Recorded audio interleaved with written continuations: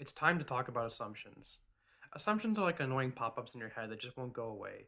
And a lot like pop ups, following their instructions will often lead to bad decisions. So, what I've done recently is I've broken them into three major stages.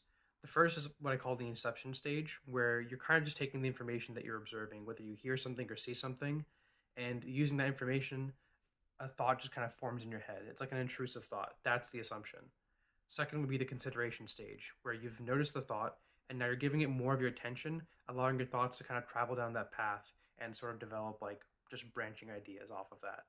Last would be the action stage, where you've noticed the assumption, you've given it some consideration, and now you're choosing to verbally or physically act on it using just that information alone with no additional evidence. The reason this can be a big issue is because oftentimes going off of assumptions alone can lead to a lot of miscommunication and hurt feelings that can be avoided. The best way to fight this is by using the enemy of assumptions, which is just transparency and clear communication. So, for example, if you notice an assumption starting to form in your head, before you go with your gut, just take a moment to go ahead and describe what you're thinking or feeling to the person you're talking to, and it'll give them a chance to sort of defuse the situation. So that way, if you're not on the same page as them and you're making an assumption that might be incorrect, they have time to let you know, hey, that's not what's going on. Let's go ahead and focus on what's actually happening, and you can work on it together. So next time you find yourself making assumptions, go ahead and use these stages to see if you can catch yourself and break the cycle.